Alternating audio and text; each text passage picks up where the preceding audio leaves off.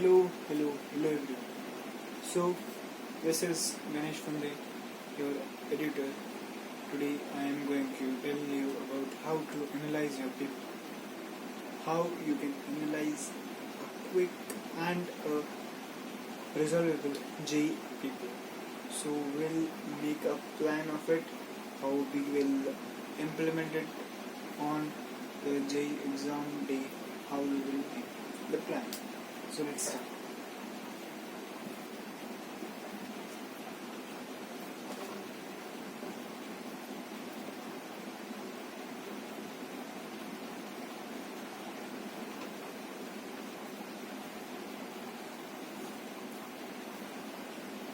Test analysis. Basically, test analysis are of 3 parts. Which are they? They are of right questions,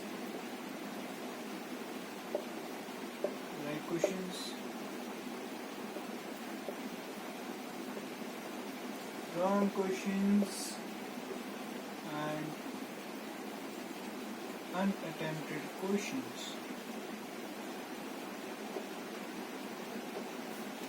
There are major 3 types of that questions which you are going to do in your paper: right question, wrong question, and unattempted question. Now, there are 3 to 4 types of right questions which you make it. Like, now we will see what type of right question you do.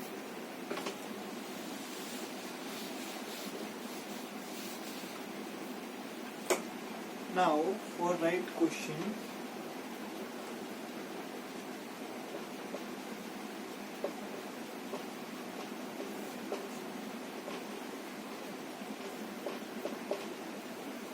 first R1 point is that you have used your 100% logic, you have done it 100% right, you have done it 100% purely, you have done it and you have read that concept conceptually. 100%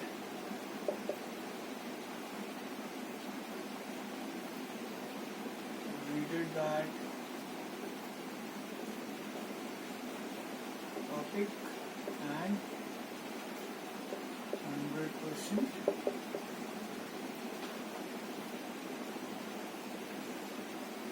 concept clarity.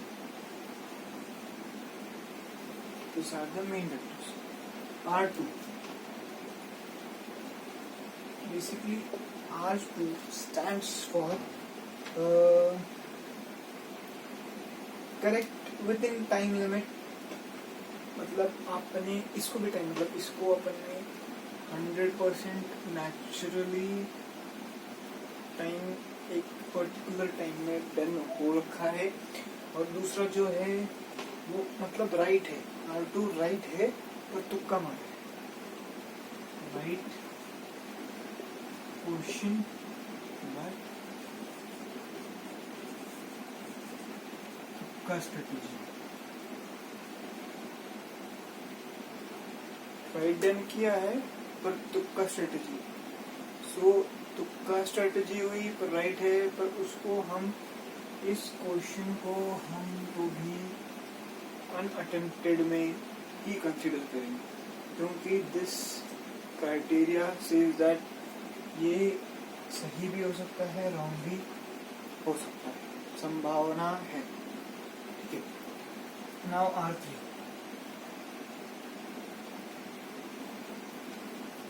कई चीज देखा आपने. एक question है, जैसे आपका एक favourite subject है फिजिक्स, जैसे मेरे कोई सब्जेक्ट है फिजिक्स फेवरेट है, तो एक क्वेश्चन को अगर आपने 10 मिनट लिया, टाइम कितना है 180 मिनट, एक को ही 10 मिनट दे के बैठ गए तो 18 क्वेश्चन होंगे भाई. 75 क्वेश्चन से आपके पास पड़े हुए, आगे ओवर टाइम हो गए. सो एक मतलब जैसे एक क्वेश्चन है, हमने उसको अगर 1 मिनट दिया, जैसे एक क्वेश्चन है उसको 1 मिनट दिया, या एक क्वेश्चन है उसको मैक्सिमम 2 मिनट दिया है, तो फिर उस क्वेश्चन को अगर एक्स्ट्रा टाइम लगा पर वो करेक्ट आ रहा है, इट्स ओके, पर उसे इम्प्रूव करने की जरूरत है।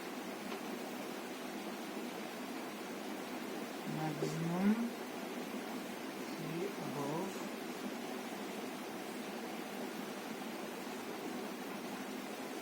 Time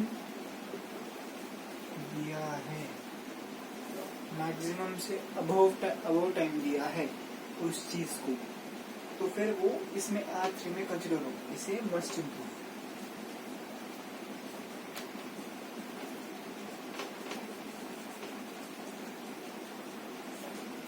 must be improved. Okay. Now we will do the category of wrong questions.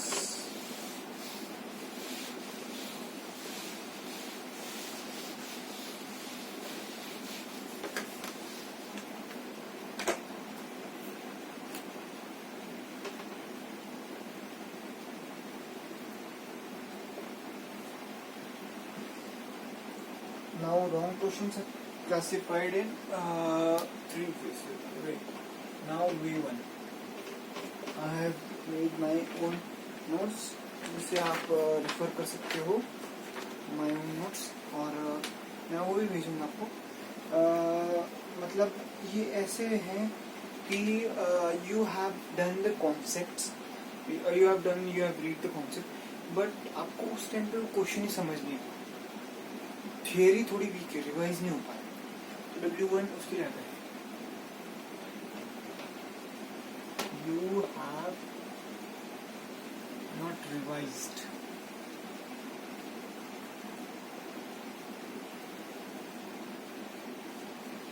You have not revised properly. आपने वो रिवाइज नहीं किया है प्रॉपरली, इसलिए आपको उस कॉन्सेप्ट में डाउट आया, इसलिए वो क्वेश्चन नहीं बना। ठीक है। एंड दूसरा है W2 है, क्वेश्चन भी समझ आया, क्वेश्चन अंडरस्टूड था, सॉल्वेबल भी था, बट कैलकुलेशन मिस्टेक हो गई, ये है मेन कारण। कैलकुलेशन मिस्टेक हो गई, क्वेश्चन सवाल ही उड़ गए। बात इसकी कैलकुलेशन मिस्टेक कैसे हो सकती है, प्लस में, माइनस में, साइन बदलने में और एक्सेट्रा एक्सेट्रा चीजों में दिक्कत आ सकती है।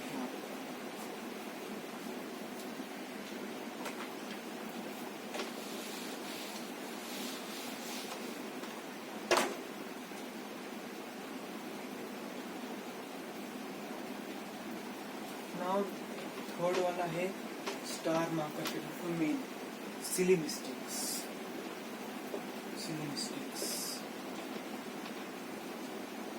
बच्चे सिली मिस्टेक किसमें करते हैं, मेमोरी बेस्ड चीजों में। अभी मेमोरी क्वेश्चंस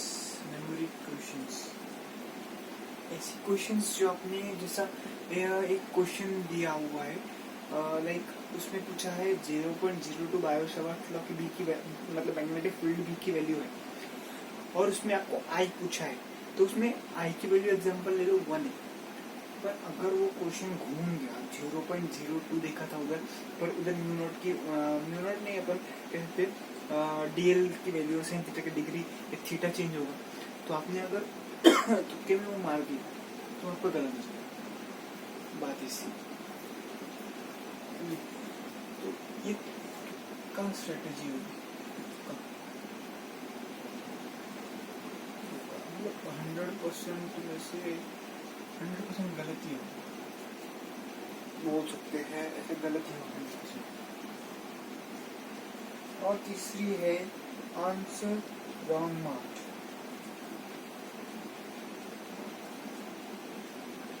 बच्चे ना हड़बड़ी में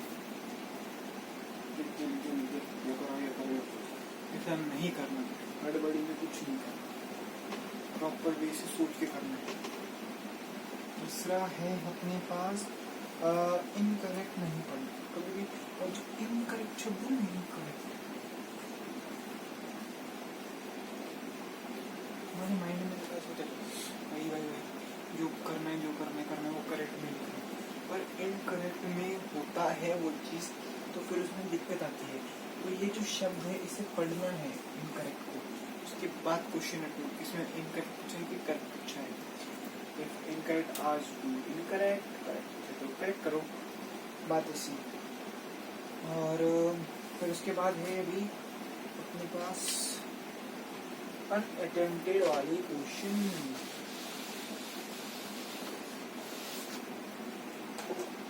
थर्ड है अनअटेम्प्टेड।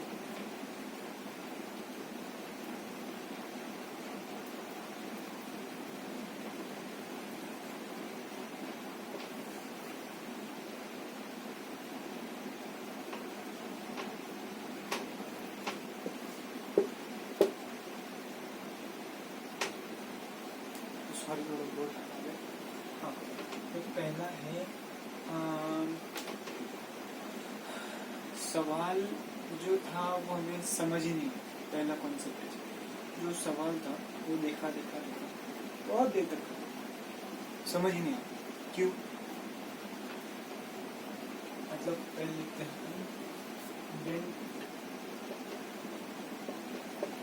Understood question. क्यों? पहला पॉइंट है lack of theory. Lack of theory पढ़ी नहीं होगी आपने, थियरी अब भूल गए होंगे, लैक ऑफ थियरी। दूसरा पॉइंट है मतलब जो लैंग्वेज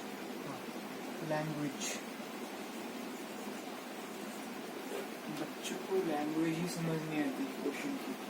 तो क्वेश्चन की लैंग्वेज को समझने के लिए आपको उस तरह से क्वेश्चंस प्रैक्टिस करने पड़ेंगे। ये टर्म मेरे एक ध्यान रखना।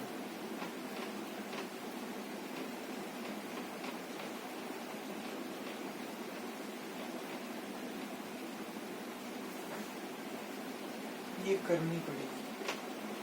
करनी पड़ेगी, नहीं होगा, करनी ही पड़ेगी। प्रैक्टिस करोगे हो जाएगा। ठीक है, लैंग्वेज हो गया। दूसरा अभी नेक्स्ट पॉइंट क्या करते हैं। नेक्स्ट पॉइंट है अपने पास समझ आ गया पर कॉन्सेप्ट लगाना पता ही नहीं। कॉन्सेप्ट लगाना क्यों नहीं पता? भैया पढ़ा ही नहीं हमने, क्या पढ़ना था पता नहीं तो क्या पढ़ोगे? बात ये ऐसी है।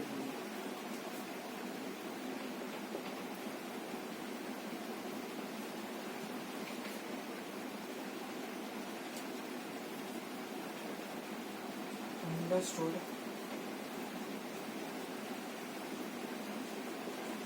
पर कॉन्सेप्ट क्या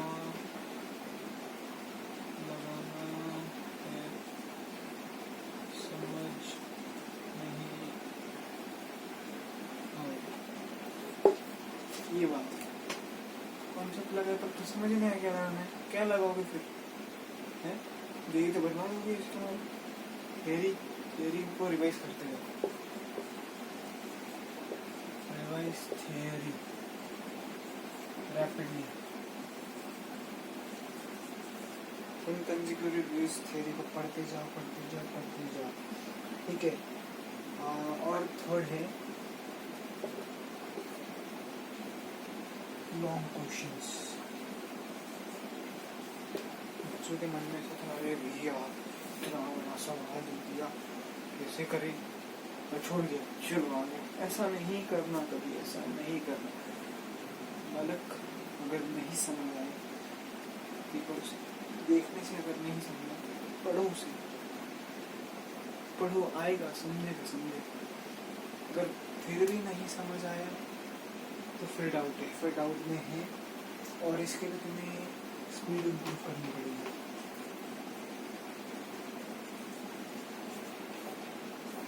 स्पीड इम्प्रूव करोगे तो जरूर। तो यही था आज का पूरा कॉन्सेप्ट, माल पानी का वो सब। So thank you very much. Please subscribe and follow my channel Ganesh कुंडे स्टडी एंड। Thank you.